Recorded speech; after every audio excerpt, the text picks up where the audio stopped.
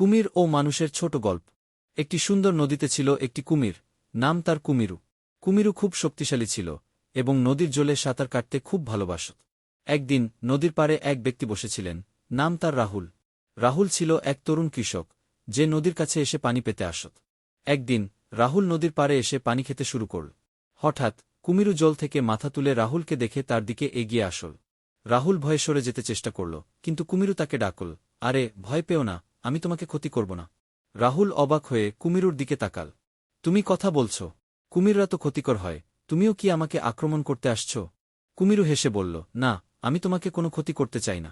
আমি নদীতে একা আছি, তাই আমি কাউকে পেতে চেয়েছিলাম, যে আমার সঙ্গে কথা বলবে। রাহুল একটু চিন্তা করে বলল, তাহলে তুমি কথা বলার জন্য আমাকে ভয় দেখাচ্ছ কেন? কুমিরু বলল, আমার কোনো বন্ধু নেই। আমি অনেক দিন ধরে একা আছি, আর তুমি আশায় কিছু ভালো কথা বলার সুযোগ পেয়েছি। রাহুল কুমিরুর কথা শুনে তার প্রতি দয়া অনুভব করল। সে কুমিরুর পাশে এসে বসে বলল, তুমি যদি একা থাকো তবে তোমার বন্ধু হতে চাই। আমি তো মানুষের মতো, কিন্তু তুমি খুব বিশেষ। তারপর থেকে রাহুল এবং কুমিরু নদীর পাড়ে নিয়মিত দেখা করত। তারা একে অপরকে কথা বলত, এবং কুমিরু কখনো রাহুলকে ভয় দেখাত না। রাহুলও জানত কুমিরু তার বন্ধু, এবং তারা একে অপরের মধ্যে সত্যিকারের বন্ধুত্ব তৈরি করেছিল।